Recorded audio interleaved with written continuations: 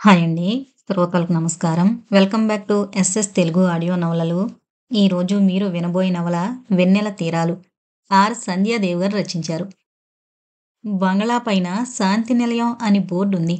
ఆ బంగళా చాలా అందంగా, ఎంతో చక్కగా కట్టబడుంది. బంగళా చుట్టూ లాన్ ఆకుపచ్చని తివాచీ పరిచినట్లుగా ఉంది.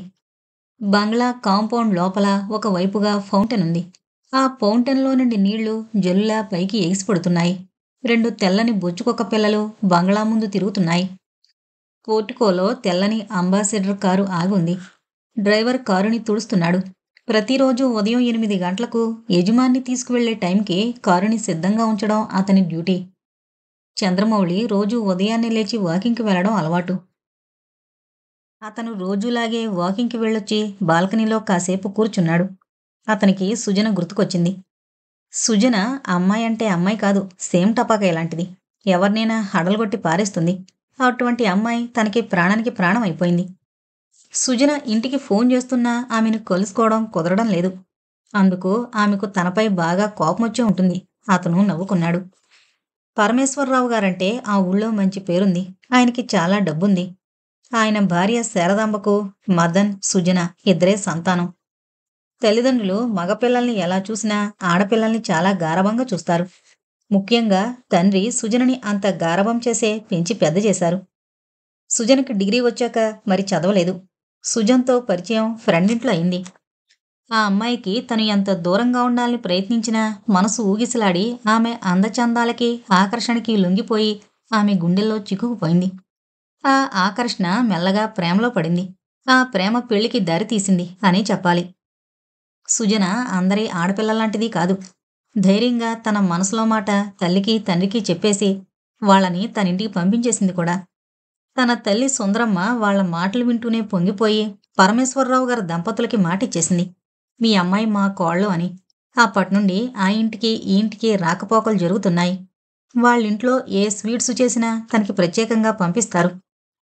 2 రోజులు వాళ్ళింటికి వెళ్ళకపోతే పరమేశ్వరరావు గారు కొడుకును పంపిస్తారు తీసుకురమ్మని. మదనొచ్చి తనని వెంటబెట్టుకుని వెళతాడు.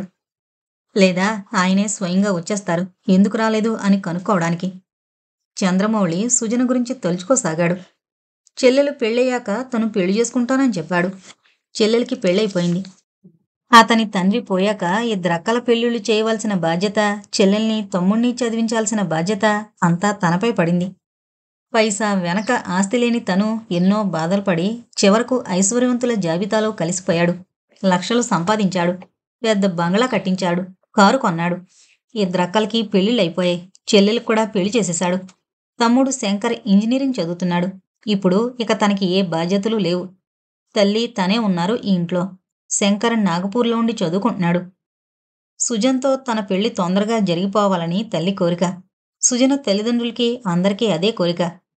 పెళ్లికప్పుడే తొందర ఏమిటి అని తప్పుకునేవాడు. తమ్ముడు చదువు కూడా పూర్తయిపోవాలని మనసులో ఉద్దేశం. సుజనకి తను అలా అంటుంటే మహా కోపం.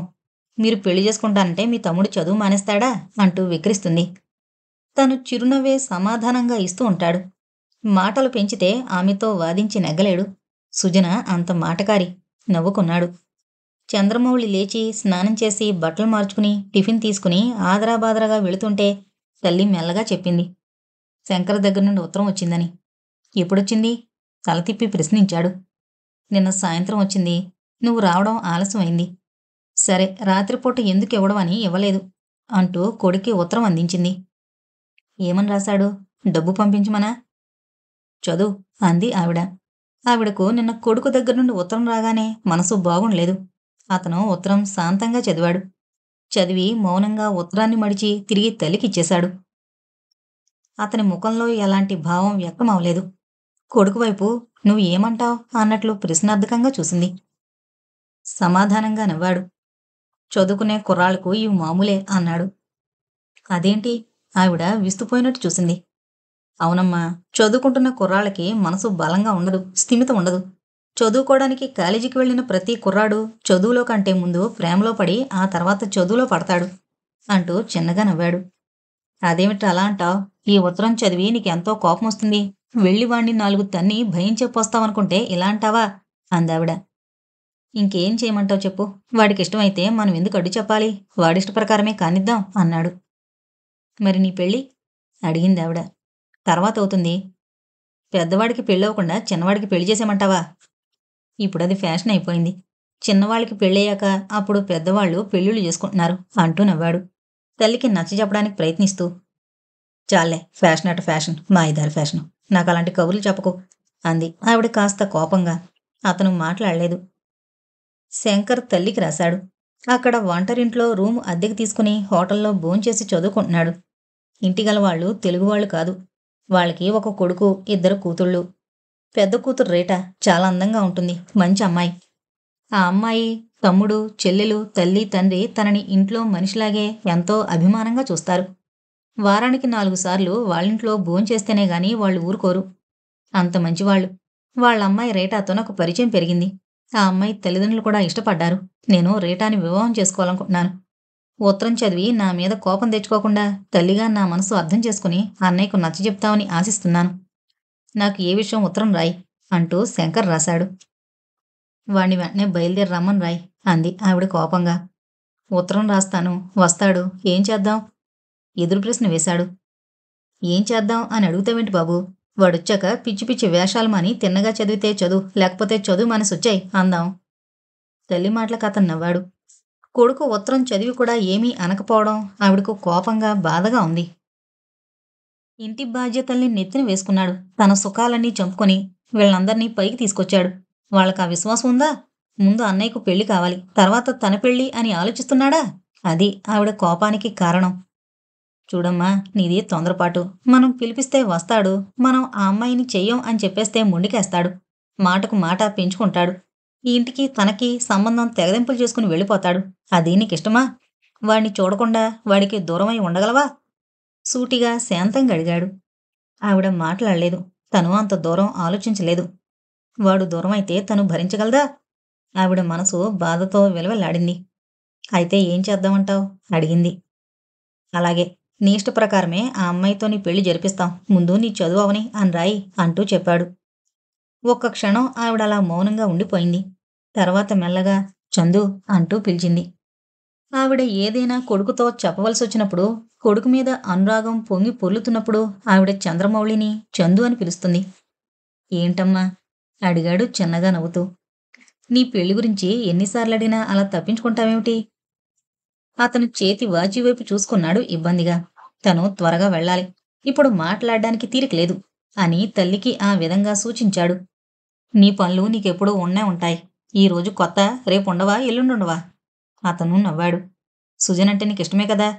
అతను మౌనం వహించాడు. ఇంకా ఏంటి ఆలస్యం? ఇంకా ఎన్నాళ్ళిలా ఉంటావ్? నీ బాధ్యతలన్నీ తీరిపోయాయి.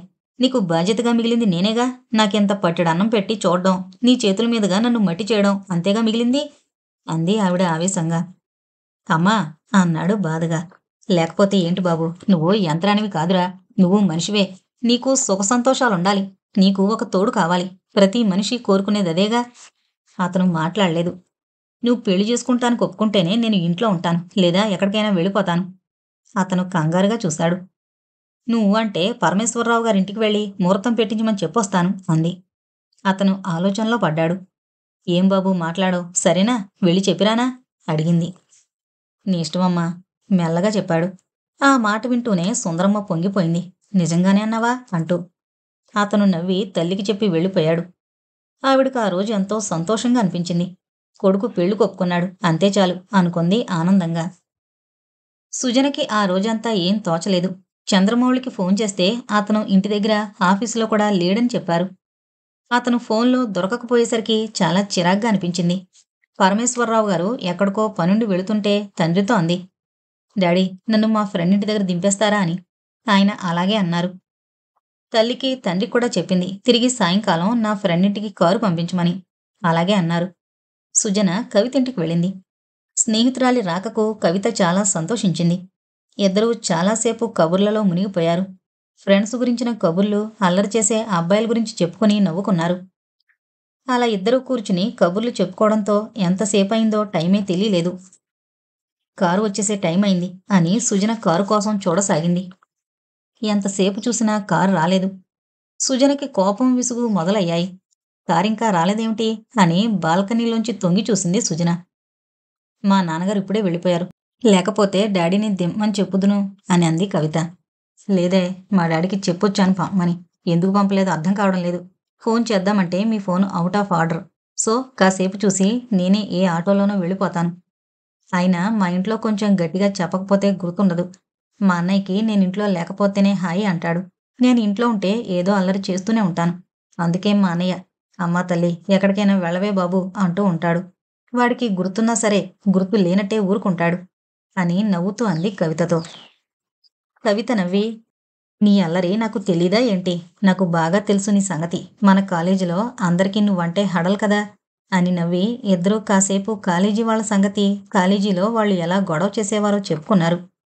ఎంతసేపు చూసినా సుజన వాళ్ళ కారు రాలేదు. చూసి చూసి సుజనకి ఒళ్ళు మండిపోయింది. ఇంకా లాభం లేదు అనుకుని, ఇంకా కారొచ్చేటట్టు లేదే కవిత, నేను వెళ్ళిపోతాను అనంది ముఖం అదోలా పెట్టి. సరే మరి జాగ్రత్తగా వెళ్ళు. లేకపోతే నన్ను రమ్మంటావా బస్టాండ్ వరకు అని అడిగింది కవిత నొచ్చుకుంటూ ఎలా వెళుతుందా అని.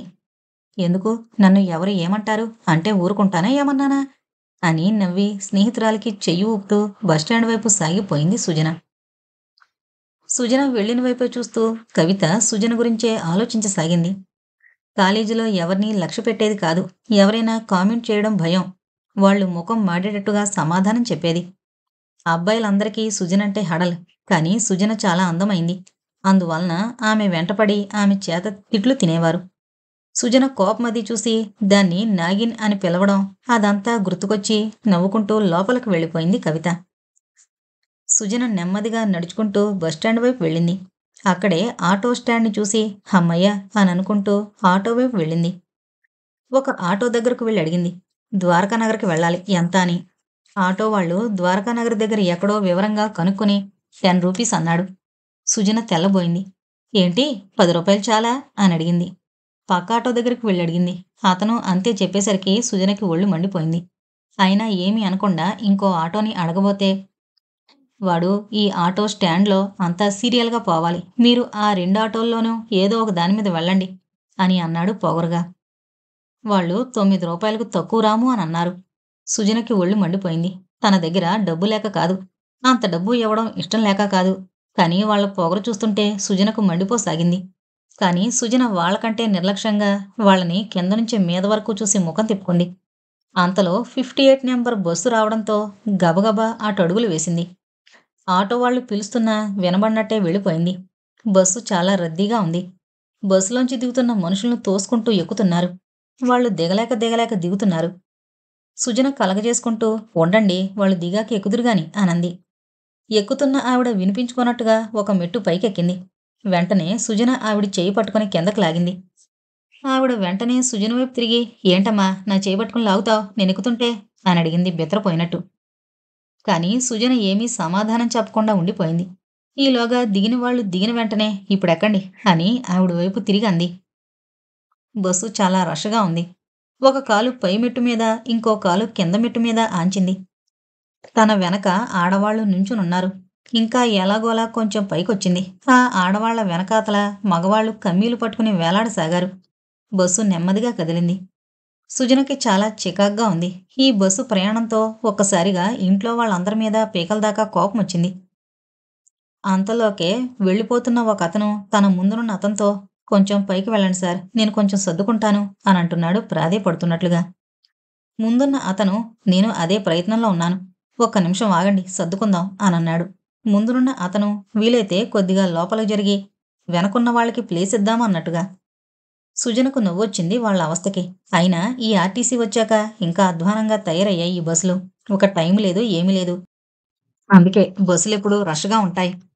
నెక్స్ట్ స్టాప్‌లో కండక్టర్ లేడీస్ వైపు చూసి, పైకి వెళ్ళండి, ఇంకా లోపలికి వెళ్ళండి అని అరవసాగాడు. వాడి అరుపులు భరించలేక సుజన ముందున్న ఆవిడ కొంచెం లోపలికి వెళ్ళింది. ఆమె వెనకే సుజన కూడా వెళ్ళింది.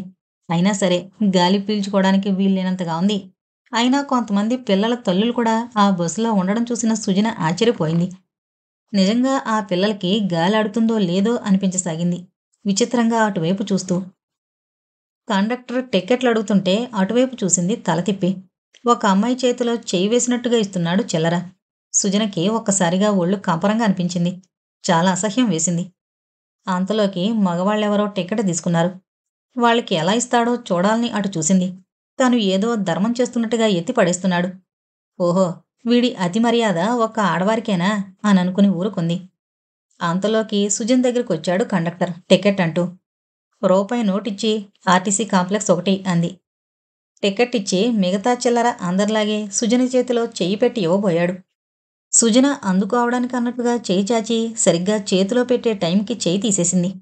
చిల్లరంతా కొంచెం కింద, కొంచెం సీట్లో కూర్చున్న ఆవిడ చీర మీద పడింది. ఆవిడ నవ్వుతూ సుజనకి తన చీర మీద పడిన, కింద పడిన చిల్లర తీసిచ్చింది. కండక్టర్ కోపంగా సుజన వంక చూసి వెళ్ళిపోయాడు. అంతలోకేదో స్టాప్ రాగానే చాలామంది ఆడవాళ్లు దిగడంతో కొంచెం వెనక్కు వెళ్లి నుంచుంది. వెనకాతల ఎవరో స్టూడెంట్ నుంచునున్నాడు. చాలా రష్‌గా ఉండడం వలన ఏమీ అనకుండా ఊరుకుంది. అయినా ఆ వెనకాతలున్నతను మాటిమాటికి సుజనకి తగిలినట్టుగా మీద పడుతున్నాడు.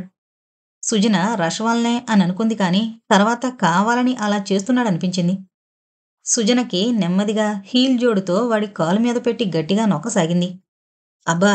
మీరు జోడుతో తొక్కేస్తున్నారు అనన్నాడు కాలు నొప్పి పెడుతుంటే. ఓ అని కాలు తీసింది. బాగా బుద్ధొచ్చుంటుంది అనుకుంది. కానీ ఆ డోసు సరిపోలేనట్టుగా ఉంది. నెమ్మదిగా నడుం మీద చేయి వేసాగాడు. ఇంక సుజనకి కోపమొచ్చింది. బస్ కుదుపులకి పట్టుకున్నాడు అని అనుకుందామా అనుకుంటే బస్సు ఆగినప్పుడు కూడా కావాలని తాకుతున్నాడు. సుజనకి ఒళ్ళు మండిపోయింది. ఇంక 2 స్టాపుల తర్వాత తను దిగిపోతుంది. ఈ స్టూపిడ్ పని చెప్పి మరీ దిగాలి. లేకపోతే రష్‌గా ఉందని వెనకకొస్తే కావాలని చేయి వేస్తాడా అని చిరాగ్గా వెనక్కి తిరిగి చూసింది. నిర్లక్ష్యంగా వెకిలిగా సుజన వైపు చూశాడు. సుజన వెంటనే ముఖం తిప్పుకుంది. వెనకాతలున్న స్టూపిడ్ మళ్ళీ నడుం మీద చేయి వేశాడు. అంతే సుజనకి అరికాలి మంట నెత్తికెక్కింది. తను దిగవలసిన స్టాప్ రానే వస్తుంది. అంతే రయ్యిన విసురుగా వెనకకు తిరిగింది. ఏ మిస్టర్, ఒళ్ళు ఎలా ఉంది? ఏం తిన్నదరగడం లేదా? నీ ముందు అమ్మాయి నుంచునుంటే మీద చెయ్యి వేస్తావా? నీ బట్టలు చూసి నువ్వేదో ఎడ్యుకేటెడ్ అని అనుకున్నాను. అయినా చదువుకు విలువుంటేగా నీలాంటి ప్రతి బేవర్స్వాడు చాలా ఈజీగా గ్రాడ్యుయేట్ అవుతున్నాడు. అందుకే చదువుకు విలువ లేకుండా పోతుంది అంది గట్టిగా. ముందు తెల్లబోయినా తర్వాత తేరుకున్నాడు ఆ స్టూడెంట్. ఏంటండి ఏంటంటున్నారు? బస్సులో ఆ మాత్రం తగలకుండా ఉంటామా? అంత పతివ్రత లక్షణాలుంటే బస్సులో రావడం దేనికి? ఆటోలోనో టాక్సీలోనో వెళ్ళొచ్చు కదా అనన్నాడు దబాయింపుగా. సుజన్కి ఇంకా కోపం వచ్చింది. Shut your bloody mouth. మీద చేయి వేయడం, బస్సు కుదుపులకి చేయి తగలడం తెలీదనుకుంటున్నావా? నువ్వు చెప్పేదేంటి? నా ఇష్టం. నేను ఎలా అయినా వెళ్తాను. మధ్యలో నీ బోడీ అడ్వైజ్ ఏంటి? అయినా నీకెదురు మాట్లాడడానికి సిగ్గువేయడం లేదు స్టూపిడ్ అంటూ నిలదీసి అడుగుతున్నట్టుగా కమాన్ చెప్పు, సారీ చెప్పు. అంతేకాదు ఇంకెప్పుడు ఏ అమ్మాయి మీద చేయి వేయనని కూడా చెప్పు. కమాన్ సే తొందరగా అనంది. ఏమైందమ్మా అని ఎవరో అతను అడుగుతున్నాడు. చూడండి ఈ రాస్కెల్ నా మీద చేయి వేస్తున్నాడు. ఇదే వీడి చెల్లెల మీద కానీ తల్లి మీద కానీ ఎవడైనా వేస్తే పౌరుషం వస్తుంది. కానీ పరాయి ఆడపిల్లల మీద వీడు చెయ్యి వేయొచ్చు. చెప్తావా లేక చెప్పుతో పళ్ళు రాలగొట్టమంటావా అని అడుగుతుంది సుజన. కోపంతో ఆడపులిలా మీద పడుతోంది. బస్సు ఆగిపోయింది. జనం చుట్టుముట్టేసి వింతగా చూస్తున్నారు. కండక్టర్ వచ్చి పోనీలేమ్మా ఏదో తప్పు జరిగిపోయింది వదిలేండి బస్సు ఆగిపోయింది అనన్నాడు బ్రతిమలాడుతున్నట్టుగా. ఏం నువ్వు సపోర్ట్ చేస్తున్నావు? అదే నీ భార్య మీద చేయి వేసినా దద్దమ్మలా పోనీలే తప్పైపోయిందని వదిలేస్తావా అని అడిగింది కస్సుమని కండక్టర్ పైకి లేస్తూ సుజన. ఎవరో కాలేజీ అమ్మాయిలు గట్టిగా నవ్వేశారు. వదలకండి, సారీ చెప్పమానండి. అసలు ఇలాంటి వాళ్ళని కాళ్ళ మీద పడి సారీ చెప్పమని అడగాలి. మీరింకా ఒట్టి సారీయే చెప్పమన్నారు అనంది వదలకండి అన్నట్టు. ఆ మాటకి ఆ స్టూడెంట్ ఉలికిపడి కొంపదీసి ఈ అమ్మాయి ఆ అమ్మాయి చెప్పిందని కాళ్ళ మీద పడమందు కదా ఎంతమందిలో అని అనుకుని లోపలే వణికిపోయాడు. ఒక ముసలావిడ కూడా ఇలాంటి వాడికి చేతుల మీద వాత పెడితే బాగా గుర్తుంటుంది, లేకపోతే ఆడవాళ్ళ మీద చేతులు వేస్తాడా అంది ఆమె మిటుకలు విరుస్తూ. ఆమె పాటి జ్ఞానం మీకు లేదు? కండక్టర్తో అని తొందరగా చెప్పబోయ్ సారీ, ఇంకెప్పుడు ఇలా చేయనని చెప్పు అనంది సుజన తొందర చేస్తూ.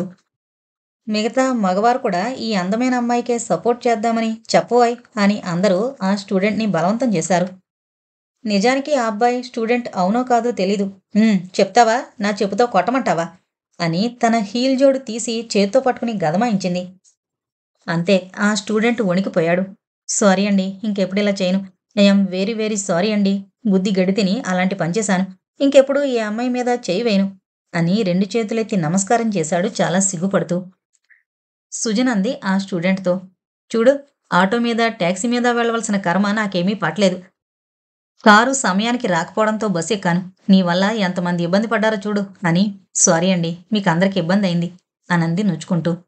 మగవాళ్ళందరూ అబ్బే పర్వాలేదులెండి అనన్నారు ముఖమాటంగా. వాళ్ళకి అంత అర్జెంటు పనున్నా ఒక ఆడపిల్ల చేసిన సాహసానికి ఏమీ అనలేకపోయారు. ఒక కాలేజీ అమ్మాయి షేక్ హ్యాండ్ ఇచ్చింది. నవ్వేసి ఉత్సాహంగా సుజన డ్రైవర్కి కూడా సారీ చెప్పి దిగిపోతుంటే జాగ్రత్తగా వెళ్ళమ్మా అనంది ఒక ఆవిడ. అలాగేనండి అని నవ్వుతూ దిగిపోయింది. బస్సు కదిలి వెళ్ళిపోయింది. బస్సులో అందరూ ఆ విషయమే మాట్లాడుకుని ఆ స్టూడెంట్ వంకే చూడసాగారు. మగవాళ్ళందరూ భలే ధైర్యంగల అమ్మాయి, అయినా కొంతమంది మగ వెధవల వల్ల మనకి పరువు పోతుంది అని ఎవరి మట్టుకు వాళ్ళు పక్కవాళ్లతో సుజన్ గురించి డిస్కస్ చేయసాగారు. ఆడవాళ్ళు ఎవరో పెద్దింటి అమ్మాయిలా ఉంది, అందుకే ఊరుకోకుండా ఉతికేసింది. అయినా చదువుకున్న అమ్మాయిలకి ఎలా అయినా ధైర్యం. నయమే, ఉతికి ఎండేసి ఇస్త్రీ చేసేస్తుందని అనుకున్నాను. ఈ పాటికి బాగా బుద్ధొచ్చుంటుంది.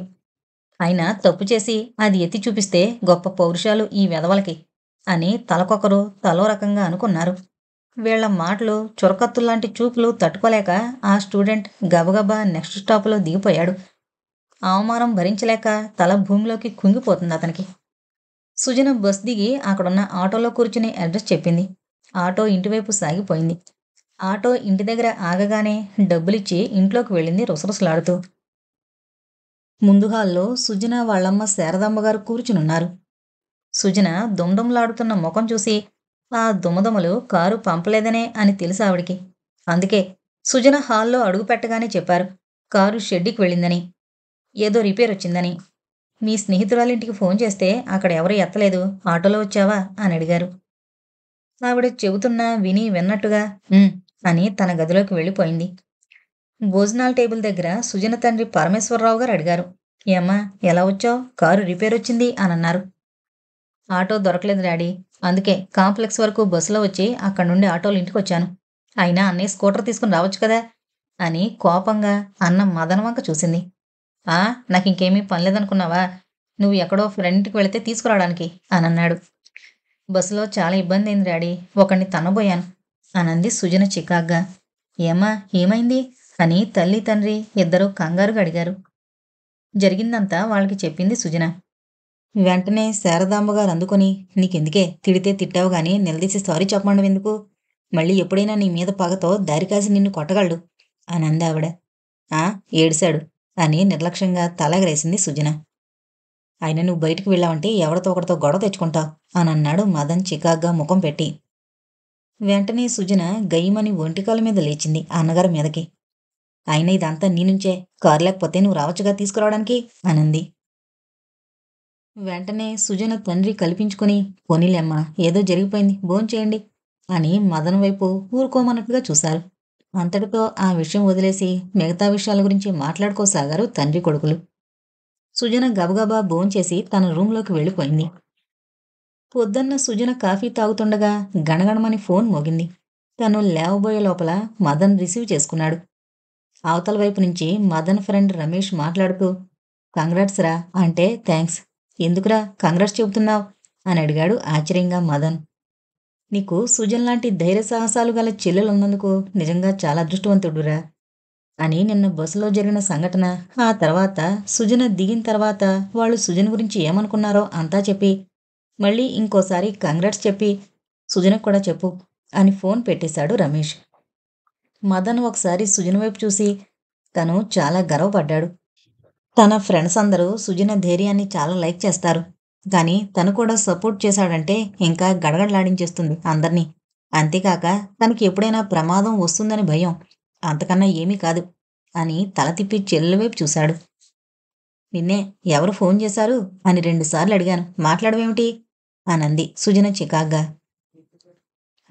ఏంటి ఫోనా, నాకోసమే రమేష్, కానీ నీకు కంగ్రాట్స్ చెప్పమన్నాడు. నిన్న బస్సులో గొడవైందట, తను ఉన్నాడట. వాడు లేడీస్ ముందడుగు వెయ్యాలి అని ఎప్పుడూ అంటూ ఉంటాడు. నీ అటాక్ చూసి అదిరిపోయాడు అని చెల్లెలి వంక నవ్వుతూ చూశాడు. సుజన అన్నగారి వైపు చూసి చిన్నగా నవ్వి, చెమటలా నేను ఎలా ఫైట్ చేస్తున్నానో చూస్తున్నాడన్నమాట. భలే ఫ్రెండ్స్ అన్నయ్య నీకు అనంది పకపకా నవ్వుతూ. మదనికి ఒళ్ళు మండినా ఏమీ అనలేకపోయాడు. చంద్రమౌళి బ్రేక్ఫాస్ట్ తీసుకుని హాల్లో కూర్చుని ఎవరితోనో మాట్లాడుతున్నాడు. అంతలోకి స్నేహితుడు గబగబా రావడం చూసి నవ్వుతూ ఇన్వైట్ చేశాడు. ఏంటి ఎక్కడా కనబడడం లేదు అనన్నాడు. రాజు వంక చూసి నవ్వుతూ చందర్. ఏంటి నాకంటే బిజీ నువ్వు, అందుకే నిన్న రాత్రి నుంచి ట్రై చేస్తున్నా దొరకలేదు రాజు అన్నాడు నవ్వుతూ. చందు చిన్నగా నవ్వి నౌకర్ని టిఫిన్ తీసుకురమ్మని చెప్పి ఏంటి విశేషాలు అనన్నాడు రాజు వంక చూసి. రాజు నవ్వి నిన్న మీ సుజనం చూసాన్రా బస్సులో అనన్నాడు రాజు. అబ్బే తను బస్సులో వెళ్ళదే, వాళ్ళ నాన్న అసలు బస్సు కాదు కదా, ఆటోలో వెళ్ళినా తన కూతురు కందిపోతుంది అంటారు. అందుకే ఎప్పుడూ మహారాణిలా కారులో తప్ప ఇంకెక్కడా దర్శనమివ్వదు అని చిన్నగా నవ్వాడు చందు. అబ్బా నిజంరా, నిన్న సాయంకాలం నెంబర్ 58లో చూశాను. కానీ నీ సెలక్షన్ నిజంగా అదుర్సురా. ధైర్యానికి ధైర్యం, అందానికి అందం, చదువుకి చదువు, డబ్బుకి డబ్బు అన్నీ ఉన్న అమ్మాయి నీకు భలేగా దొరికిందిరా.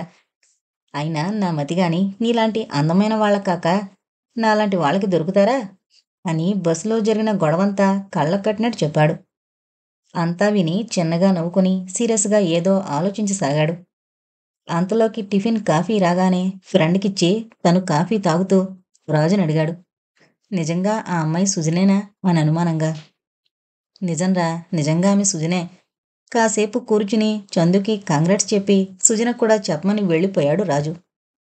రాజు వెళ్ళిన తర్వాత కూడా అలా ఆలోచిస్తూ పరధ్యాసగా కూర్చుండిపోయాడు. అతను వెంటనే ఏదో గుర్తుకొచ్చినట్టు ఫోన్ అందుకుని సుజన నెంబర్ డైల్ చేశాడు. తను అనుకున్నట్టుగానే సుజనే ఫోన్ ఎత్తింది. హలో సుజన, నేను చందుని అని. ఆహా ఏం లేదు, సాయంకాలం ఒకసారి ఇంటికి రా అని. ఉంటాను అని ఫోన్ పెట్టేశాడు చందర్. సుజనకి కొంచెం ఆశ్చర్యం వేసింది. ఏంటి ఇంత తొందరగా పెట్టేశాడు అనుకొని సాయంకాలం వెళ్ళి విషయమేంటో తెలుసుకోవాలి అనుకుంది సుజన. సాయంకాలం 5 అవుతుండగా సుజన చంద్రమౌళింట్లో అడుగు పెట్టింది. నౌకర్ రాగానే చందు వచ్చారా అని అడిగింది. అంతలోకి అతనొచ్చి రా సుజన, చాలాసేపైంది నిన్నొచ్చి, నీ గురించే వెయిట్ చేస్తున్నాను అని అన్నాడు చిరునవ్వు నవ్వుతూ.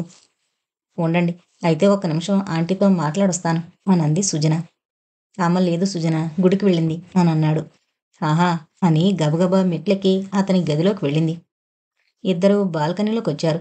అక్కడున్న చైర్లో చందు కూర్చున్నాడు. ఎదురుగా ఉన్న ఉయ్యాల మీద సుజన కూర్చుని నెమ్మదిగా ఊగుతూ ఏంటి రమ్మని ఫోన్ చేశారు అని అడిగింది. ఆహా ఏం లేదు, ఊరికే. నిన్నెక్కడికి వెళ్ళావు అని అడిగాడు. నిన్న మా ఫ్రెండ్ వాళ్ళ ఇంటికి వెళ్ళాను. ఏం అని అడిగింది. అబ్బే ఏం లేదు, నిన్న నువ్వు బస్సులో ఏదో గొడవ చేశావంటగా, అలా గొడవ చేయడం ఏం బాగాలేదు. అసలు నీకు ఏమీ తెలియకుండా ఉంది ఈ మనుషుల గురించి, ప్రపంచం గురించి అని ఇంకా ఏదో చెప్పబోతుండగా ఆహా ఏమి గ్రేట్ అండి, ఈ విషయం ఇంకా ఎంతవరకు వెళుతుందో ఏంటో, అప్పుడే మీ వరకు వచ్చింది. అయినా ఏం తెలుసునని నువ్వు అలా గొడవ పెట్టడం బాగాలేదు అని అంటున్నారు అని.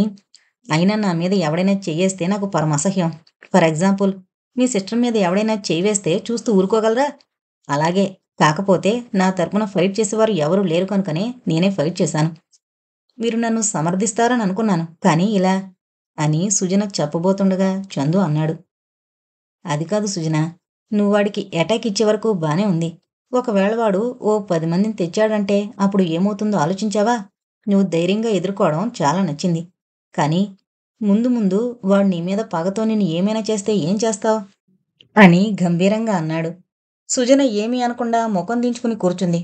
చందు కాసేపు అలా చూసి really Sujana, I'm proud of you అని తల మీద చిన్నగా కొట్టి, అయినా నిన్న బస్సులో పెద్ద హీరోయిన్ అయిపోయావటగా, మా ఫ్రెండ్ వచ్చి నాకు కంగ్రాట్స్ చెబితే నిజంగా నేను చాలా హ్యాపీగా ఫీల్ అయ్యాను అని అన్నాడు నవ్వుతూ. కొంచెం సేపు చందుతో గడిపి ఇంటికొచ్చేసింది సుజన. తన రూంలో కూర్చుని నవలేదో చదువుకుంటోంది. అంతలోకి నౌకరొచ్చి అమ్మా మీకు ఫోన్ వచ్చింది అని అన్నాడు. ఎక్కడ్నుండబ్బా అనుకుంటూ గబగబా నౌకర్ కంటే ముందే దిగిపోయి ఫోన్ అందుకుంది. హలో సుజన స్పీకింగ్ అనంది ఎవరా అన్నట్టు. హలో సుజన, నేను గీతని మాట్లాడుతున్నాను అనంది సుజన క్లోజ్ ఫ్రెండ్. హలో గీత, నువ్వా? ఇంకా ఎవరా అనుకున్నా. ఏంటి విశేషాలు, బాగున్నావా? ఈ మధ్య అసలు నిన్ను కలవడానికి వీలు కావడం లేదు. మొన్నెప్పుడో ప్రదీప్ కనబడితే నీ గురించి అడిగాను. ఆ బాగానే ఉంది, ఈ మధ్య మీట్ అవ్వలేదు అన్నాడు అంది సుజన ఎంతో ఆనందంగా. నీతో చాలా విషయాలు మాట్లాడాలి, అంతేకాదు నీ అడ్వైజు, నీ హెల్పు కావాలి సుజన. అందుకే నీకు ఫోన్ చేశాను. చెప్పు, నువ్వు మా ఇంటికి వస్తావా లేక నన్నే రమ్మంటావా మీ ఇంటికి అని అడిగింది గీత ఆతృతగా, సుజన ఏంటంటుందా అని. ఏంటే అంతర్జంట? అయినా నువ్వెప్పుడూ ఇంతే. పెద్ద సస్పెన్స్‌లో పెట్టి చంపుతావు. అయినా టూకీగా ఫోన్‌లో చెప్పకూడదేంటి? అనంది సుజన కుతూహలంగా. ఫోన్‌లో చెప్పలేను సుజన. ప్లీజ్ చెప్పు. నన్ను రమ్మంటావా? ఎన్ని గంటలకు రాను? ఇంట్లోనే ఉంటావుగా? అంది గీత ప్రాధేయపడుతున్నట్లుగా. ఇంట్లోనే ఉంటాను. ఇప్పుడే వచ్చేయ్. ఇక్కడ లంచ్ తీసుకుందువు గాని. సాయంకాలం నేను డ్రాప్ చేస్తానని చెప్పు ఆంటీతో అంది సుజన. గీత ఎందుకు అంత అర్జెంటు పనంటుందో బోధపడలేదు. అలాగే ఇప్పుడే ఓ అరగంటలో వస్తాను. సీ యూ సుజన అని గీత ఫోన్ పెట్టేసింది. సుజనని కలుసుకుంటున్నందుకు తేలిగ్గా ఊపిరి పీల్చుకుంది. సుజన ఫోన్ పెట్టేసి డైనింగ్ హాల్లో ఉన్న శారదాంబ గారికి చెప్పింది. గీత భోజనానికొస్తున్నట్లు. అలాగే రాని పర్వాలేదు. సాయంకాలం వరకు ఉండమను. మధ్యాహ్నం టిఫిన్ కూడా ఏమన్నా చేస్తాను అని ఆవిడ నవ్వుతూ అంటూ ఉండగా మదనొచ్చి, ఏంటి టిఫిన్ అంటున్నావు? మనింటికి చుట్టాలెవరైనా వస్తున్నారా? అని అడిగాడు. శారదాంబ గారిని విశేషం ఏంటి అని. అబ్బే ఎవరో కాదు, మన సుజన ఫ్రెండు గీతొస్తోంది భోజనానికి అనన్నారు ఆవిడ వివరంగా. అబ్బా నీ ఫ్రెండ్స్ ఏంటే అలా భోజనాలకొచ్చేస్తారు అనన్నాడు సరదాగా నవ్వుతూ. సుజన వెంటనే మదన వైపు తిరిగి, నేను ఇన్వైట్ చేస్తాను వస్తున్నారు. నీ ఫ్రెండ్స్ లాగా చెప్పా పెట్టకుండా వచ్చి తినడం లేదు కదా అని కయ్యమంది కోపంగా. అబ్బా నీకు కోపం ముక్కు మీద ఉంటుందే సుజన. ఏదో సరదా కన్నా ఊరుకోవు కదా అనన్నాడు తేలిగ్గా నవ్వేస్తూ. నువ్వెప్పుడూ సరదాగానే అంటూ ఉంటావు. అందుకనే ఏది స్పోర్టివ్‌గా తీసుకోవాలో, ఏది సీరియస్‌గా తీసుకోవాలో తెలీక అని మదన్‌ని తోసుకొని హాల్లోకి వెళ్ళిపోయింది రయ్యిన. ఎంత పొగరే నీకు?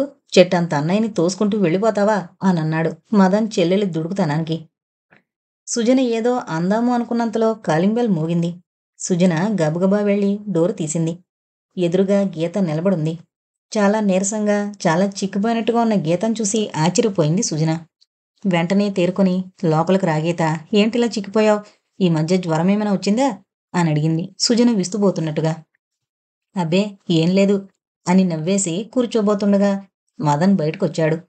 మదన్ని చూడగానే లేచి నమస్తే చేసింది గీత. మర్యాదగా చేతులు జోడించింది. మదన్ నవ్వి, ఏమ్మా బాగున్నావా అని, కూర్చోండి అని పైకి వెళ్ళిపోయాడు. శారదామ్మగారు కూడా వచ్చి గీతను పలకరించి లోపలికి వెళ్ళి కూల్ డ్రింక్ పంపించారు నౌకరుతో. కాసేపు కూర్చుని ఆ మాట ఈ మాట చెప్పుకుని అక్కడ్నుంచి లేచి సుజన రూంలోకొచ్చారు. రూంలోకొచ్చాక సుజన తలుపు దగ్గరగా వేసి, ఇక్కడ కూర్చుందామా లేక బాల్కనీలో కూర్చుందామా అని అడిగింది గీత వైపు చూస్తూ. ఇక్కడే కూర్చుందాం సుజన అని అక్కడే ఇద్దరూ సుజన మంచం మీద కూర్చున్నారు. ఇప్పుడు చెప్పు. ఇందాకట్నుంచి సస్పెన్స్ భరించలేక చస్తున్నా. నీ పెళ్లిగాని ఫిక్స్ అయిందా ఏంటి? అని అడిగింది సుజన నవ్వుతూ. అంతోటి అదృష్టం నాకు లేదు సుజన. అయినా నేను మోసపోయాను అనంది బాధగా గీత తలదించుకుంటూ. ఏమైందే గీత? నువ్వు వివరంగా చెప్పకపోతే నాకెలా తెలుస్తుంది? ప్లీజ్ చెప్పు. నాకు చేతనైనంత వరకు నీకు హెల్ప్ చేస్తాను అనంది సుజన జాలిగా చూస్తూ. నీకు కాకపోతే ఇంకెవరితో చెప్పుకుంటాను సుజనా అని రెండు చేతులు ముఖం మీద పెట్టుకుని ఏడవసాగింది గీత. ఏంటి గీత ఏమైంది? అసలు మీ ఇద్దరి పెళ్ళికి అంకుల్లాంటి ఒప్పుకోలేదా? అని అడిగింది సుజన అనుమానంగా. నెమ్మదిగా తేరుకొని గీత అంది. అసలు ప్రదీప్ ఒప్పుకోలేదు నన్ను పెళ్లి చేసుకోవడానికి. మా పేరెంట్స్ వరకు ఇంకా వెళ్ళలేదు అనంది గీత దుఃఖం దిగమింగుతూ. ఆమె ఎంత బాధపడుతుందో సుజనకు అర్థమవుతోంది. సుజన ఆశ్చర్యపోయి, ప్రదీప్ ఒప్పుకోకపోవడమేమిటి? నువ్వంటే చాలా ఇష్టంగా. ప్రదీప్ స్వయంగా చెప్పాడా? అసలు జరిగిందేంటో నాకు చెప్పు అనంది సుజన గీత ముఖం తన వైపు తిప్పుకుంటూ. ఓ 2 రోజుల క్రితం నేను ప్రదీప్ బీచ్లో కలుసుకున్నాం. మా ఇంట్లో నాకు సంబంధాలు చూస్తున్నారు. నేను ఆ మాట అతనితో చెప్పాను. అయితే మనం ఇంక విడిపోతే మంచిది గీత అని అన్నాడు. నేను ఆశ్చర్యంతో ఎందుకు అంటే, నీకు పెళ్లి సెటిల్ అయితే మళ్ళీ రాలేవుగా అన్నాడు. అప్పుడు నేను సిగ్గు విడిచి, అదేంటి నువ్వు నన్ను పెళ్లి చేసుకోవా అని అడిగాను. లాభం లేదు గీత, మా నాన్న ఒప్పుకోరు అని అన్నాడు. అంటే నువ్వు అడిగావా అంటే, ఆ ఇండైరెక్ట్గా అడిగాను. చాలా ఫైర్ అయిపోయారు అని చెప్పి, అయినా నీకు నేను తగను గీత అని సారీ చెప్పి వెళ్ళిపోయాడే ప్రదీప్ అని మళ్ళీ గట్టిగా ఏడుస్తూ మంచం మీద వాలిపోయింది గీత. ఆమె ఎంత బాధపడుతుందో సుజనకు అర్థమవుతోంది. అయినా ప్రదీప్ అలా అన్నాడంటే చాలా ఆశ్చర్యంగా ఉంది సుజనకి. అలా ఆలోచిస్తూ ప్రదీప్ గీతల పరిచయం గుర్తు చేసుకోసాగింది. గీత తనకి క్లోజ్ ఫ్రెండ్, క్లాస్మేట్ కూడా. ప్రదీప్ తనకి వరసకి అన్నవుతాడు. ఒకరోజు గీతని తనతో చూసి తనని చంపేశాడు గీతని ఇంట్రడ్యూస్ చేయమని. సరే అని గీతకి ఫోన్ చేసి ఫోన్లోనే ప్రదీప్ని ఇంట్రడ్యూస్ చేసింది తను. అప్పట్నుంచి ఇద్దరు ఫోన్ ఫ్రెండ్స్ అయ్యారు. ఆ తర్వాత తనకి తెలిసింది ఇద్దరూ లవ్ చేసుకుంటున్నారని, పెళ్లి చేసుకోవాలనుకుంటున్నారని. ఎప్పుడు పెళ్లి చేసుకుంటారని ఏడిపించేది తను. ప్రదీప్ గాని తమాషా చేశాడేమో అనిపించింది సుజనకి. అదే అంది గీతతో. లేదు సుజన, అతను నాతో జోకులేమి వేయలేదు. నన్ను మోసం చేశాడు మీ ప్రదీప్. నమ్మించి మోసం చేశాడు. ఎంత తేలిగ్గా చెప్పాడు నన్నింకో పెళ్లి చేసుకోమని. ఒకరిని ప్రేమించిన తర్వాత మళ్ళీ ఇంకొకళ్ళని పెళ్లి చేసుకోగలనా? అయినా ప్రదీప్ షర్టులు మార్చినట్టు అమ్మాయిల్ని మార్చగలడేమో గాని నేను మటుకు చీరలను మార్చినట్టు మార్చలేను. అయినా సుజన, నేను ఒకటే చేయదలుచుకున్నాను. మీ ప్రదీపు నన్ను చేసుకోడు. నా మాట మా పెద్దవాళ్ళు వినరు. నాకు ఎలాగైనా ఎవరినైనిచ్చి పెళ్లి చేస్తారు. అందుకే నాకు ఆత్మహత్య ఒకటే శరణ్యం అని బోరున ఏడవసాగింది. సుజనకి గీత మీద చాలా జాలేసింది. ప్రదీప్ మీద చాలా కోపం వచ్చింది. గీతని ఓదార్చింది. నీకెందుకు గీత? ఈ సుజన నీకు సాయంగా ఉండగా నీకేమీ పర్వాలేదు. వెంటనే ఎంతో ఆనందంగా సుజన వైపు చూసి, నాకు తెలిసే సుజన, నువ్వు నాకు సాయం చేస్తావని అని సుజన ఒళ్ళో ముఖం దాచుకుంది. సుజన నవ్వుతూ, లే గీత, లేచి మొహం కడుక్కున్నా. నేను ప్రదీప్కి ఫోన్ చేస్తాను. సాయంకాలం నిన్ను మీ ఇంట్లో దింపి నేను ప్రదీప్ దగ్గరికి వెళ్తాను. ఏం? నాకు తెలుసు నువ్వు సరిగ్గా భోజనం కూడా చేయడం లేదని, అందుకే అలా ఉన్నావు అనంది సుజన కోపంగా. అవునే సుజన, ఏమీ తినబుద్ధి వేయడం లేదు. అసలు అతను ఆ విషయం చెప్పిన దగ్గర నుండి నాకసలు భోజనం చేయబుద్ధి వేయడం లేదు. నిద్రలేదు. ఎక్కడికి వెళ్ళలేను. ఏంటో ఒక లైఫ్ అలా ఆగిపోయినట్టుగా అయింది సుజన అంది గీత ఎంతో బాధగా. సరేలే, ఏడ్చినట్టుంది. నువ్వు అన్నం మానేస్తే అయిపోతుందా ఏమన్నానా? నువ్వెళ్ళి మొహం కడుక్కుంరా. ఇద్దరూ భోంచేసిన తర్వాత శారదాంబగారు కూడా భోంచేసి వంటగది సర్దేసి, మీరిక్కడ కూర్చున్నారా? అయితే నేను కాసేపు పడుకుంటాను అని సుజన్తో చెప్పి ఆవిడ లోపలికి వెళ్ళిపోయారు. ఆవిడ అలా వెళ్ళగానే ఇద్దరూ ఫోన్ దగ్గరికి చేరారు. సుజన ముందు చంద్రమౌళి ఆఫీస్కి ఫోన్ చేసింది. చంద్రమౌళి ఎత్తాడు. నేను సుజన్ని సాయంకాలం మీ ఇంటికొస్తాను, మీరుంటారా అని అడిగింది. ఉంటాను, తప్పకుండా రా అని అన్నాడు. అలాగే అని ఫోన్ పెట్టేసింది. తర్వాత ప్రదీప్కి ఫోన్ చేసింది. ప్రదీప్ ఎత్తాడు. నేను ప్రదీప్, సుజన్ని మాట్లాడుతున్నా. నువ్వు సాయంకాలం ఇంటి దగ్గర ఉంటావా అని అడిగింది. ఉంటాను, నువ్వు వస్తావా అని అడిగాడు ప్రదీప్. నీతో చిన్న పనుంది, ఉంటానంటే వస్తాను అనంది సుజన. ఓ షూర్, తప్పకుండా రా, నీకోసం వెయిట్ చేస్తూ ఉంటాను అని అన్నాడు ప్రదీప్. అయితే సరే, సాయంకాలం 5:30కి అలా వస్తాను, సీయూ అని ఫోన్ పెట్టేసింది సుజన. గీత ఆశ్చర్యంగా, అదేంటే ఫోన్లో ఏమీ చెప్పలేదు అనంది విస్తుపోతున్నట్టుగా. అదంతే, నీకేం తెలీదు. ముందుగా చెబితే బ్రదర్ మరి కనిపించడు, అందుకని విషయం చెప్పలేదు అని నవ్వింది. తెలుసా అన్నట్టుగా.